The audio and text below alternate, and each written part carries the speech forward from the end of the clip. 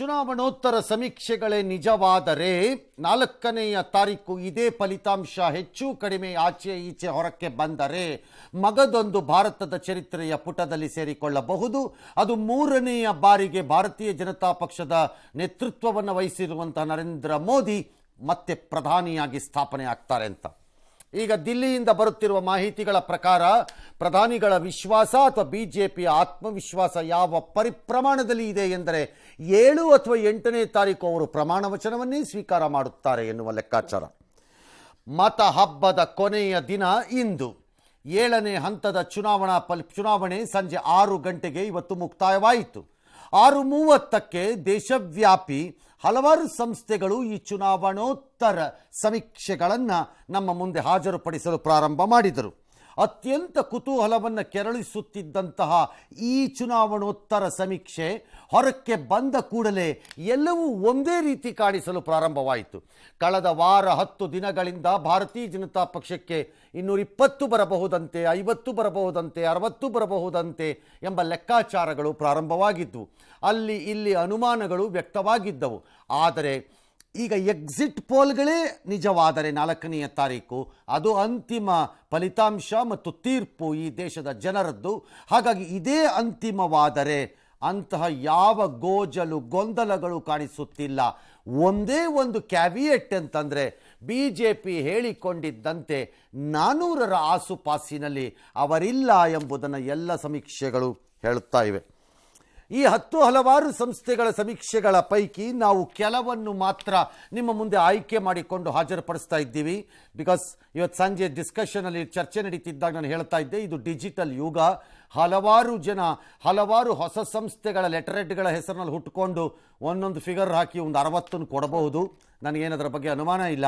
ಹಾಗಾಗಿ ನಮಗೆ ಸರಿ ಎನಿಸಿದ ಒಂದು 8-10 ಸಂಸ್ಥೆಗಳನ್ನು ಅವ್ರು ಯಾವುದೋ ದೊಡ್ಡ ಸಂಸ್ಥೆಗಳ ಜೊತೆ ಸಹಯೋಗದಲ್ಲಿ ಇದ್ದಾರೆ ಅನ್ನೋ ಕಾರಣಕ್ಕೆ ಅವರನ್ನು ಆಯ್ಕೆ ಮಾಡಿಕೊಂಡಿದ್ದೀವಿ. ಇದು ಫೈನಲ್ ಅಲ್ಲ, ಇದೇ ಆಗಬೇಕು ಎಂದೇನಿಲ್ಲ. ಆದರೆ 4ನೇ ತಾರೀಕು ಬಂದಾಗ ಇದೇನಾದೀತು ಎಂಬುದನ್ನು ಪರೀಕ್ಷಿಸುವಂತಹ ಸಮಯ. ಆದರೆ ನಮ್ಮ ಅನುಭವದಲ್ಲಿ ಇಲ್ಲಿಯವರೆಗೆ ಹೇಳುವುದಾದರೆ ಅಟ್ಲೀಸ್ಟ್ ಕಳೆದ 3-4 ಚುನಾವಣೆಗಳಿಂದಂತೂ ಎಕ್ಸಿಟ್ ಪೋಲ್ಗಳು ಕೆಲವರ ವಿಚಾರದಲ್ಲಂತೂ ಹೆಚ್ಚು ಕಡಿಮೆ ಆಸುಪಾಸಿನಲ್ಲಿ ಅಲ್ಲೇ ಇರುವಂಗೆ ಕಾಣಿಸುತ್ತಾ ಇದೆ.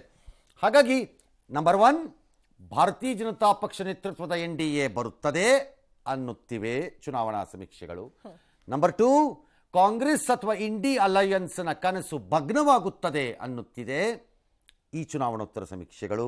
ಆ್ಯಂಡ್ ನಂಬರ್ 3, ವೆರಿ ಇಂಪಾರ್ಟೆಂಟ್, ಭಾರತೀಯ ಜನತಾ ಪಕ್ಷ ಹೇಳಿಕೊಂಡಿದ್ದಂತೆ 400 ಪಾರ್ ಇರುವುದಿಲ್ಲ ಅಂತ ಹೇಳ್ತಾ ಇದೆ. ಬಿಜೆಪಿ ತನ್ನ ಬಲವನ್ನು ಹೆಚ್ಚಿಸಿಕೊಳ್ಳುತ್ತಾ ಅಥವಾ ಇಳಿದು ಹೋಗುತ್ತಾ, ಇದೇ ಪ್ರಶ್ನೆ. ಅದಕ್ಕೆ ಸ್ಪಷ್ಟವಾದ ಉತ್ತರಗಳು ರಾಜ್ಯಗಳಲ್ಲಿ ವ್ಯತ್ಯಾಸವನ್ನು ಕಾಣಿಸಿಕೊಳ್ತಾ ಇದೆ. ಉತ್ತರ ಪ್ರದೇಶ, ಮಧ್ಯಪ್ರದೇಶ, ಗುಜರಾತ್, ಹೆಚ್ಚು ಕಡಿಮೆ ಕರ್ನಾಟಕ ಮತ್ತು ಇವೆಲ್ಲ ಕಡೆ ಅದು ತನ್ನ ಸಂಖ್ಯೆಗಳನ್ನು ಕಾಯ್ದುಕೊಳ್ತಾ ಇದೆ ಅಥವಾ ಹೆಚ್ಚಿಸ್ಕೋತಾ ಇದೆ. ಉತ್ತರ ಪ್ರದೇಶ, ಗುಜರಾತ್ ಮತ್ತು ಮಧ್ಯಪ್ರದೇಶದಲ್ಲಿ ಸ್ವೀಪೇ ಮಾಡ್ತಾ ಇದೆ ಅಂತ ಅನಿಸ್ತಿದೆ. ಆದರೆ ರಾಜಸ್ಥಾನ ಮತ್ತು ಬಿಹಾರದಲ್ಲಿ ಒಂದಿಷ್ಟು ಸ್ಥಾನಗಳನ್ನು ಕಳೆದುಕೊಳ್ಳುವ ಲಕ್ಷಣಗಳನ್ನು, ಪಶ್ಚಿಮ ಬಂಗಾಳದಲ್ಲಿ ಆಡಳಿತಾರೂಢ TMCಗಿಂತ ಹೆಚ್ಚು ಸ್ಥಾನಗಳನ್ನು ಪಡೆದುಕೊಳ್ಳುವ ದಿಕ್ಕಿನಲ್ಲೂ, ಅತ್ಯಂತ ಆಶ್ಚರ್ಯಕರವಾಗಿ ಕಾಣಿಸಬಹುದಾದ ರೀತಿಯಲ್ಲಿ ತಮಿಳುನಾಡು ಮತ್ತು ಕೇರಳದಲ್ಲಿ ತನ್ನ ಖಾತೆಯನ್ನು ತೆಗೆಯಬಹುದೆಂದು, ಮತ್ತು ತೆಲಂಗಾಣದಲ್ಲಿ ಕಾಂಗ್ರೆಸ್ಗೆ ಸರಿಸಮನಾಗಿ ತೆಲಂಗಾಣ, ಹರಿಯಾಣ ಮತ್ತು ಪಂಜಾಬ್ನಲ್ಲಿ 4 ಸ್ಥಾನ 5 ಸ್ಥಾನದವರೆಗೂ ಹೋಗಿ ಬಿಡಬಹುದೆಂಬ ಮಾಹಿತಿಗಳನ್ನು ಈ ಚುನಾವಣೋತ್ತರ ಸಮೀಕ್ಷೆಗಳು ನೀಡ್ತಾ ಇವೆ. INDIA ಒಕ್ಕೂಟ ಇದೇ ಫಲಿತಾಂಶ ಬಂದು ಬಿಟ್ಟರೆ ನಾನು ಹೇಳ್ತಿರೋದು, ಬಿಕಾಸ್ ಭಾರತೀಯ ಜನತಾ ಪಕ್ಷ ಅಧಿಕಾರಕ್ಕೆ ಬರಬೇಕು ಅಂತ ಬಯಸುವವರು ಬಹುಶಃ ಈ ಎಕ್ಸಿಟ್ ಪೋಲ್ಗಳನ್ನು ಹೌದು ಇದೇ ಖಾತರಿ ಎಂದೇ ಹೇಳಬಹುದು. ಆದರೆ ಭಾರತೀಯ ಜನತಾ ಪಕ್ಷ ಬರಬಾರದು ಎಂದು ಪರಿಭಾವಿಸುವವರು ಇದೆಲ್ಲ ಬೋಗಸ್, ಈ ಬೋಗಸ್ ಫಿಗರ್ಸ್ ನಾವು ನಂಬಲ್ಲ, ಅಂತಿಮ 4ನೇ ತಾರೀಕು ಅಂತಲೂ ಹೇಳಬಹುದು. ಅದು ಅವರವರಿಗೆ ಬಿಟ್ಟದ್ದು. You just cannot say, because ಇದು 100% ಪರ್ಫೆಕ್ಟ್ ಇದೇ ಇರುತ್ತೆ ಅಂತ ಹೇಳಲಿಕ್ಕೆ ಆಗದೇ ಇರುವುದರಿಂದ. ಬಟ್ ಒಂದು ಇಂಡಿಕೇಶನ್ ಸಿಕ್ಕದಂಗಿದೆ. 7 ಹಂತಗಳಲ್ಲಿ 2 ತಿಂಗಳ ಕಾಲ ನಡೆದ ಈ ಚುನಾವಣೆ 14 ಮತ್ತು 19ಕ್ಕಿಂತ ಭಿನ್ನವಾದಂತಹ ಚುನಾವಣೆ. 3ನೆಯ ಬಾರಿ ಅಧಿಕಾರದ ಗದ್ದುಗೆಯನ್ನು ಹಿಡಿಯಲು ಹೊರಟಿದ್ದ ನರೇಂದ್ರ ಮೋದಿಯವರ ಮುಂದಿದ್ದ ಸವಾಲು ಜನರ ಆಸಕ್ತಿ, ಗಮನ, ಪ್ರೀತಿ, ವಿಶ್ವಾಸವನ್ನು ಉಳಿಸಿಕೊಳ್ಳುವ ವಿಚಾರದಲ್ಲಿ. It is not A joke. ಒಂದು ಭಾರತದ ವಿಭಿನ್ನತೆ, ವೈವಿಧ್ಯತೆ ಮತ್ತು ವಿಪರೀತವಾದ ದ್ವೇಷಮಯ ರಾಜಕಾರಣ, ಸ್ಥಳೀಯ ಪಕ್ಷಗಳ ಪ್ರಾಬಲ್ಯದ ಮಧ್ಯೆ ಕೇಂದ್ರದಲ್ಲಿ ಮಗದೊಮ್ಮೆ ಸ್ವಯಂ ತಾನಾಗಿ ಶಕ್ತಿಯನ್ನು ಪಡೆದುಕೊಂಡು ಅಧಿಕಾರವನ್ನು ರಚನೆ ಮಾಡೋದು 15 ವರ್ಷಗಳ ಆಡಳಿತಕ್ಕೆ ತಮಾಷೆಯಂತೂ ಆಗಿರಲಿಲ್ಲ. somehow they have managed it ಅಂತ ಕಾಣಿಸ್ತಾ ಇದೆ ಈಗ ಸದ್ಯಕ್ಕೆ. ಯಾವುದೇ ರೀತಿಯ ಅಲೆಗಳು ಇಲ್ಲದ ರೀತಿಯಲ್ಲಿ ನಡೆದ ಈ ಬಾರಿಯ ಚುನಾವಣೆ 14ರಲ್ಲಿ UPA ಸರ್ಕಾರದ ಭ್ರಷ್ಟತೆ ಅಥವಾ ಆರೋಪಗಳು ಮತ್ತು ನರೇಂದ್ರ ಮೋದಿಯವರ ಆಗಮನದಿಂದ ಬಂದಿದ್ದಂಥ ಒಂದು ನವಚೈತನ್ಯ ಏನಿತ್ತು ಆ ಅಲೆಯು, 19ರಲ್ಲಿ ಪುಲ್ವಾಮಾ ಅಥವಾ ಇನ್ನಿತರ ಅಟ್ಯಾಕ್ ಆಗಿದ್ದಾಗ ಎದ್ದಂತಹ ರಾಷ್ಟ್ರೀಯತೆಯ ಅಲೆಯು ಅವರನ್ನು ಬಹು ಸುಲಭವಾಗಿ ಕಾಪಾಡಿತ್ತು ಎಂದೇ ನಮ್ಮೆಲ್ಲರ ನಂಬಿಕೆ. ಆದರೆ 24ರಲ್ಲಿ ಆ ರೀತಿಯ ಯಾವುದೇ ಅಲೆ ಏಳದೆ ಒಂದು ರೀತಿ ಅತ್ಯಂತ ನಿರಮ್ಮಳವಾಗಿ ಸಾಧಾರಣವಾಗಿ ನಡೆದುಕೊಂಡು ಹೋದಂಥದ್ದು. ಬೈಗುಳ, ದ್ವೇಷ ಮಾತುಗಳು, ಕೆಲವು ಸರಿ ಚಿಲ್ಲರೆ ಮಾತುಗಳು ಇವೆಲ್ಲ ಇದ್ವು. ಆದರೆ ಎ ನೇಷನ್ ವೈಡ್ ವೇವ್, ದೇಶವ್ಯಾಪಿ ಅಲೆಯಾಗಿ ರೂಪುಗೊಳ್ಳೋದಕ್ಕೆ ಯಾವುದಕ್ಕೂ ಜಾಗ ಇರಲಿಲ್ಲ. ಆಶ್ಚರ್ಯಕರವಾಗಿ ರಾಮ ಜನ್ಮಭೂಮಿ ಅಲೆಯಾಗಬಹುದು ಎಂದುಕೊಂಡಿದ್ದವರಿಗೆ BJPಯೂ ಹೆಚ್ಚು ಬಳಸಿಕೊಳ್ಳಲು ಕಾಣಿಸಲಿಲ್ಲ ನಮಗೆ, ಹಾಗೂ ಅದು ಅಲೆಯೂ ಆಗಿರಲಿಲ್ಲ.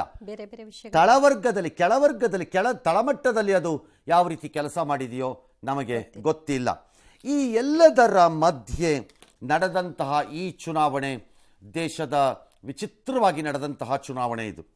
ರಾಜ್ಯಗಳಲ್ಲಿ ರಾಜ್ಯ ಪಕ್ಷಗಳನ್ನು ಎದುರಿಸುವ ಸ್ಥಿತಿ, ರಾಷ್ಟ್ರ ಮಟ್ಟದಲ್ಲಿ ಕಾಂಗ್ರೆಸ್ಸಿನ ಎದುರಿಸಬೇಕಾಗಿದ್ದ ಸ್ಥಿತಿ, ರಾಜ್ಯಗಳಲ್ಲಿ ಆಯಾ ರಾಜ್ಯಗಳಿಗೆ ಸೀಮಿತವಾದ ವಿಷಯಗಳ ಮೇಲೆ ಚುನಾವಣೆ ನಡೆಯುತ್ತಿರುವಂತೆ ಭಾಸವಾಗುವ ಸ್ಥಿತಿ.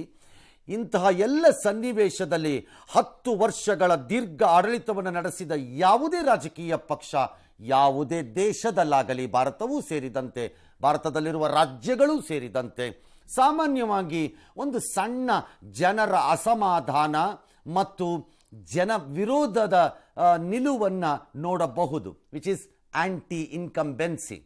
ಆದರೆ ಅದಿದ್ದರೂ ಅದೇ ತನ್ನ ವಿರುದ್ಧದ ಅಲೆಯಾಗಿ ರೂಪುಗೊಳ್ಳದಂತೆ ನೋಡಿಕೊಂಡ BJP ಬಹು ಯಶಸ್ವಿಯಾಗಿ ತಾನು ಕಳೆದುಕೊಳ್ಳುತ್ತಿರುವುದನ್ನು ಗಟ್ಟಿಯಾದ ನಾಯಕ ಎಂದು, ಈ ದೇಶಕ್ಕೆ ಆತ ಅನಿವಾರ್ಯ ಎಂದು, ದೇಶದ ಭವಿಷ್ಯದಲ್ಲಿ ಆತನ ಜಯದಲ್ಲಿ ದೇಶದ ಭವಿಷ್ಯ ಅಡಗಿದೆ ಎಂಬ ಭಾವನೆಯ ಮೂಲಕ ಮತ್ತು ಅವರ ವ್ಯಕ್ತಿತ್ವ ಮತ್ತು ಒಪ್ಪಿಗೆಯ ಮೂಲಕ ಆ ಗ್ಯಾಪನ್ನು ಫಿಲಪ್ ಮಾಡ್ಕೊಂಡಂಗೆ ಕಾಣುತ್ತೆ.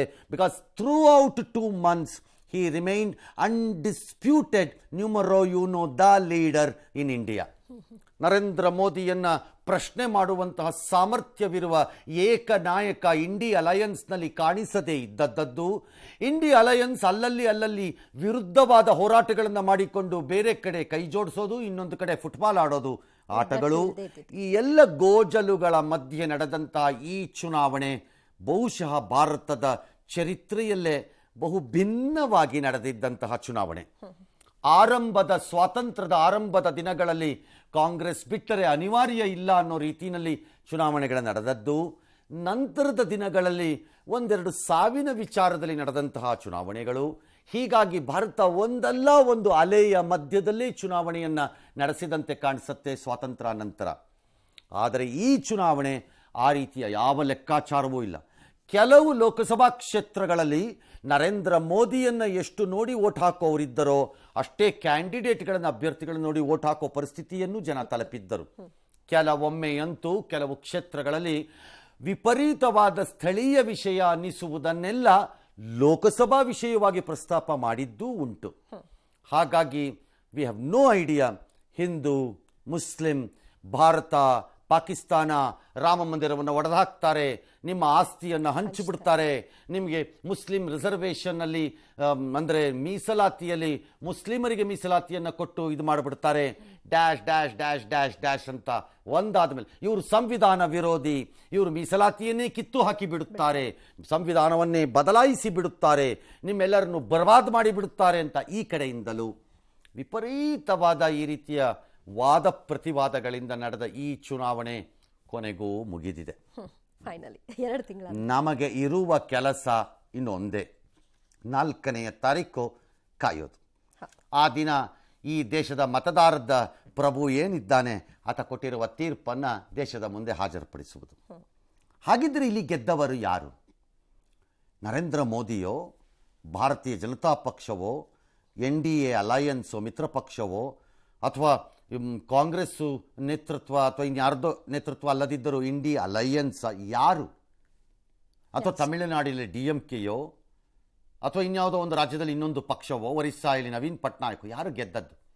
ಯಾರು ಗೆದ್ದಂಗೆ ಕಾಣಿಸ್ತಾ ಇಲ್ಲ ನನಗೆ. 97 ಕೋಟಿ ಮತದಾರರನ್ನು ಹೊಂದಿಕೊಂಡಂತೆ ಇದ್ದಂತಹ ಈ ಬಾರಿಯ ಚುನಾವಣೆ ಪ್ರಪಂಚವೇ ಕಣ್ಣು ಬಾಯಿ ಬಿಟ್ಟುಕೊಂಡು ನೋಡುವಂತಹ ಚುನಾವಣೆಯನ್ನು ನಡೆಸಿದೆ. ಹೆಚ್ಚು ಕಡಿಮೆ 100 ಕೋಟಿ ಮತದಾರರು ಮತಪಟ್ಟಿಯಲ್ಲಿ. ಅಂತಿಮವಾಗಿ 7ನೇ ಹಂತ ಮುಗಿದಾಗ 62ರಿಂದ 63% ವೋಟಿಂಗ್ ಆದಂಗಿದೆ.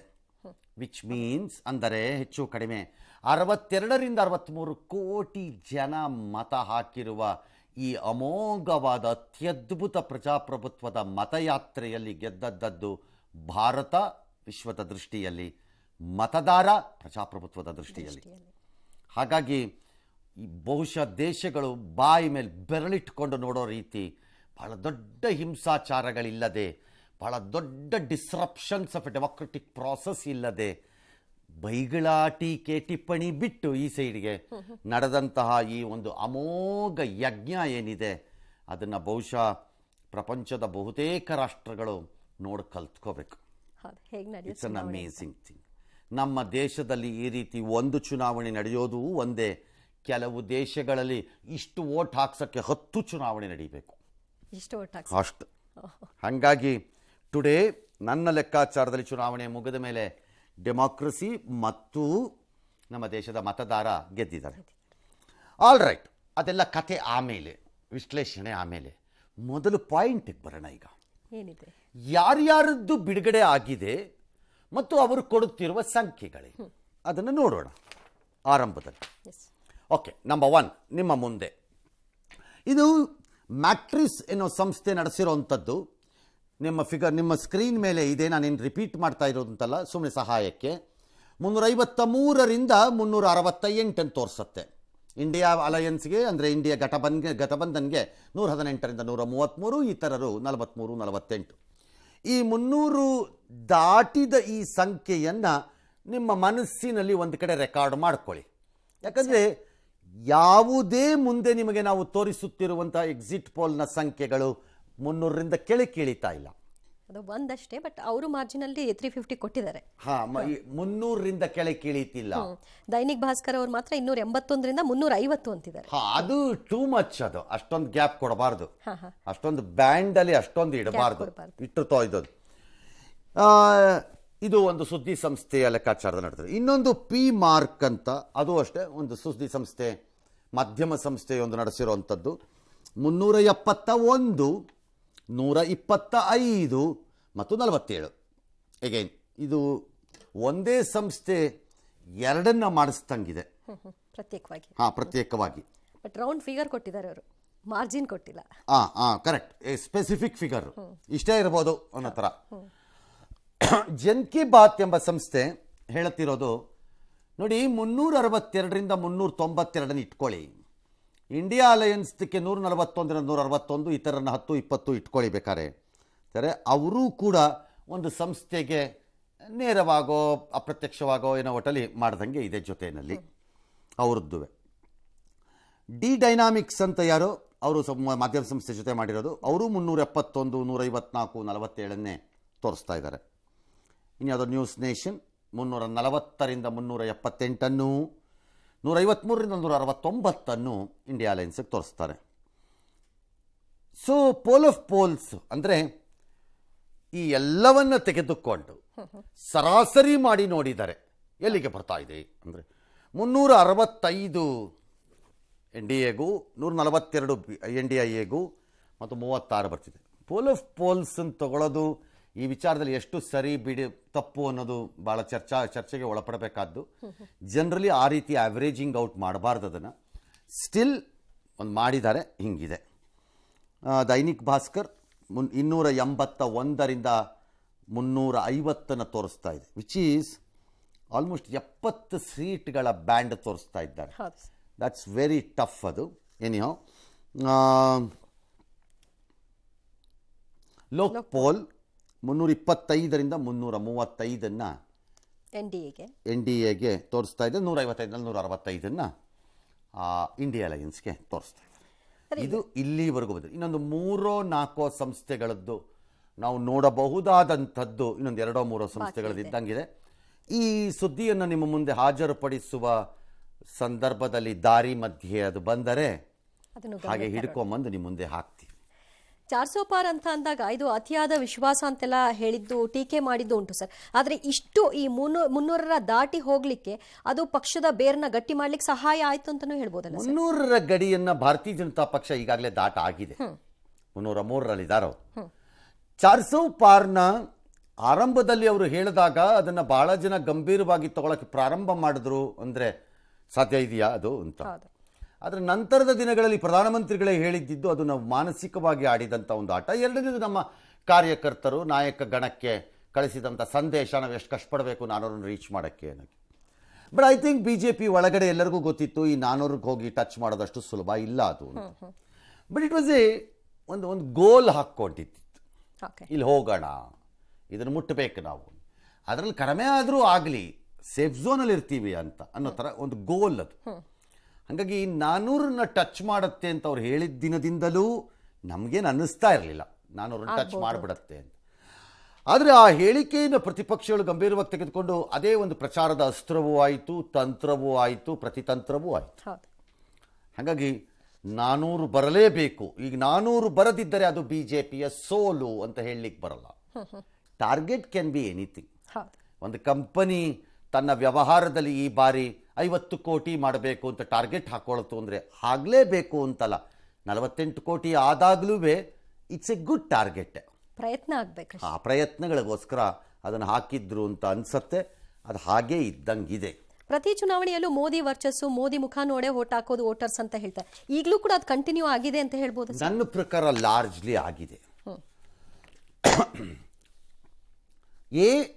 ಮೋದಿಯನ್ನು ಇಷ್ಟಪಡುವವರು, ಬಿ ಬದಲಾವಣೆಯನ್ನು ಮಾಡಲಿಕ್ಕೆ ಅವರಿಗೆ ಬೇಕಾದಂತಹ ಆಯ್ಕೆ ಇಲ್ಲದಿರುವುದು ಬಹುಶಃ ನಾಯಕನ ವಿಚಾರದಲ್ಲಿ. ಯಾರು ಸಹಜವಾಗಿ ಅದು ಪಕ್ಷಕ್ಕೂ ಹೋಗಿರ್ಬೋದು. ಯಾರು ಸಿ ನನ್ನ ಲೆಕ್ಕಾಚಾರದಲ್ಲಿ ಮೂರನೇದು ದೇಶ ಏನೋ ಆಗಿಬಿಡುತ್ತೆ ಇದು ಕಂಟಿನ್ಯೂ ಆಗದೆ ಇದ್ದರೆ, ಒಂದು ರೀತಿಯ ಭದ್ರತೆ ಸುಭದ್ರತೆ ಬರ್ತಾ ಇದೆಯೇನೋ ಈ ದೇಶಕ್ಕೆ ಏನೋ ನಂಬೋರು. ದೇಶಕ್ಕೋಸ್ಕರ, ದೇಶದ ರಕ್ಷಣೆಗೋಸ್ಕರ, ರಕ್ಷಣೆ, ರಾಷ್ಟ್ರ, ದೇಶ ಅಂತ ಅನ್ನೋರು. ನಾಲ್ಕನೇದು ಬಹಳ ಜನ ಭಾರತದಲ್ಲಿ ಒಂದು ತೀರ್ಮಾನಕ್ಕೆ ಬರ್ತಾ ಇರೋಂಗೆ ಕಾಣಿಸ್ತಾ ಇದೆ. ದೇಶದ ಆಯ್ಕೆ ಹೀಗಿರಬೇಕು, ರಾಜ್ಯದ ಆಯ್ಕೆ ಹೀಗೂ ಇರಬಹುದು. ಎಲ್ಲೋ ಒಂದು ಕಡೆ ನಮ್ಮ ಟಿವಿಗಳಲ್ಲಿ ಬರ್ತಾ ಇದ್ದಾಗ ನಾನು ನೋಡ್ತಾ ಇದ್ದಿದ್ದು, ಈ ಗಲ್ಲಿ ಈ ರೋಡಲ್ಲಿ ಇವರೇ ಇದ್ಕೊಳ್ಳಿ, ಅಲ್ಲಿ ಅವರೇ ಇರಬೇಕು ಅನ್ನೋ ಥರ ಯಾರೋ ಹೇಳ್ತಾ ಇದ್ರು. ಹಾಗಾಗಿ there looks like a clarity for voters, ನಮ್ಮ ಆಯ್ಕೆ ಏನಿರಬೇಕು ಅನ್ನೋ ವಿಚಾರ. ಹಾಗಾಗಿ ಮೋದಿಯನ್ನೇ ನೋಡಿ ಓಟ್ ಹಾಕಿದ್ದಾರಾ? ಲಾರ್ಜ್ಲಿ ಎಸ್, ನೋಡೇ ಓಟ್ ಹಾಕಿರ್ತಾರೆ. 2019ರಲ್ಲಿ 100 ಜನ ಮೋದಿಗೆ ಓಟ್ ಹಾಕಿದ್ರೆ ನನ್ನ ಲೆಕ್ಕಾಚಾರದಲ್ಲಿ ಒಂದು 50-60 ಜನ ಅದ್ರಲ್ಲಿ ಚೇಂಜ್ ಆಗೇ ಇರಲ್ಲ. ಅವ್ರು ಹಾಗೇ ಇರ್ತಾರೆ, ಅವ್ರೇನು ಬದಲಾವಣೆ ಆಗಿರಲ್ಲ. ಸೊ ಇಲ್ಲಿ ಬದಲಾವಣೆ ಆಗಬೇಕಾಗಿದ್ದೇನು? ಒಂದು brand new caste composition, voter compositions change ಆಗಬೇಕಾಗಿತ್ತು. Brand new. ಲೈಕ್ ಕಾಂಗ್ರೆಸ್ ಈಗ ಅಸೆಂಬ್ಲಿಲಿ ನಡೆದಾಗ ಕರ್ನಾಟಕದಲ್ಲಿ ಅದನ್ನು ಮಾಡುವುದರಲ್ಲಿ ಲಾರ್ಜ್ಲಿ ಬಹುತೇಕ ಸಕ್ಸಸ್ ಆಗಿದ್ದು. ಲಿಂಗಾಯತರ ಓಟ್ಗಳನ್ನು ಒಡೆದುಕೊಂಡು ಸ್ವಲ್ಪ ಹೊತ್ತು ಎಳ್ಕೊಳ್ಳೋದು, ಶಿವಕುಮಾರ್ ಅವರು ತಮ್ಮ ಮುಖವನ್ನು ತೋರಿಸೋ ಮೂಲಕ ಒಕ್ಕಲಿಗರ ಮತವನ್ನು ಎಳ್ಕೊಂಡು ಬರೋದು, ಕುರುಬರ ಓಟನ್ನು ಕನ್ಸಾಲ್ಡೇಟ್ ಮಾಡೋದು, ಮುಸ್ಲಿಂ ಮತ್ತು ಕ್ರಿಶ್ಚಿಯನ್ ಓಟನ್ನು ಅವ್ರದ್ದೇ ತಾನೇ, ಅದು ಒಂಥರ ಡೆಪಾಸಿಟ್ ಇದ್ದಂಗೆ ಅವ್ರಿಗೆ, ಅದು ಅಲ್ಲೇ ಇರೋದು. ಈ ರೀತಿ ಒಂದು ಏನಾದ್ರು ಚೇಂಜ್ ಆಗಬೇಕಿತ್ತು. ಆ ರೀತಿ ಚೇಂಜ್ ಆದಂಗೆ ಎಲ್ಲೂ ಕಾಣಲಿಲ್ಲ ಭಾಳ ದೊಡ್ಡ ಪ್ರಮಾಣದಲ್ಲಿ. ಹಾಗಾಗಿ ಜನ ಅದನ್ನು ಮೀರಿ ಓಟ್ ಹಾಕ್ದಂಗಿದೆ. ಬಹು ಸಹಜವಾಗಿ ಮೋದಿನೇ ನೋಡ್ದಂಗಿದೆ. ಇದರಲ್ಲಿ ಏನು ಅನುಮಾನ ಇದ್ದಂಗೆ ಕಾಣಿಸ್ತಾ ಇಲ್ಲ ನನಗೆ, ಭಾಳ ದೊಡ್ಡ ವ್ಯತ್ಯಾಸ ಏನು ಕಾಣಿಸ್ತಾ ಇಲ್ಲ. ಅಂತ ಪರಿಣಾಮ ನಂಬರ್ಸಲ್ಲಿ ಈ ಸಮೀಕ್ಷೆಗಳಲ್ಲಿ ಕಾಣಿಸ್ತಾ ಇದೆ. 4ನೇ ತಾರೀಕು ನಂಗೆ ಗೊತ್ತಿಲ್ಲ. ಓಕೆ, ಇಂಡಿಯಾ ಕೂಟ ಆರಂಭಿಕ ಹಂತದಲ್ಲಿ ತೋರಿಸಿದಂತಹ ಆ ಅಗ್ರೆಸಿವ್ನೆಸ್ಸು, ಏನೋ ಮಾಡ್ಬಿಡಬಹುದು ಅನ್ನುವಂತಹ ಒಂದು ವಾತಾವರಣ ಇರ್ತದೆ. ಅದಕ್ಕೆ ಹೋಗ್ತಾ ಹೋಗ್ತಾ ಅದು ತನ್ನಷ್ಟಕ್ಕೆ ತಾನೇ ಕುಗ್ಗಿಸ್ಕೊಳ್ಳೋಕೆ ಕಾರಣ ಆಯ್ತಾ? ಅವರಲ್ಲೇ ಒಗ್ಗಟ್ಟಿಲ್ಲದೆ ಇದ್ದಿದ್ದು ಮತ್ತೊಂದು ಈ ನಂಬರ್. ಒಗ್ಗಟ್ಟು ಇಂಡಿಯಾ ಅಲಯನ್ಸ್ ಅಲ್ಲಿ ಇತ್ತು ಮತ್ತು ಇರಲಿಲ್ಲ, ಎರಡೂವೇ ಇತ್ತು ಮತ್ತು ಇರಲಿಲ್ಲ. ಇತ್ತು ಅವರ ಅನುಕೂಲಕ್ಕೆ ತಕ್ಕಂತೆ, ಕೆಲವು ಸ್ಟೇಟ್ಗಳಲ್ಲಿ ಒಂದೊಂದು. ಇರಲಿಲ್ಲ ಅವರ ಅನುಕೂಲಕ್ಕೆ ತಕ್ಕಂತೆ. ರೈಟ್.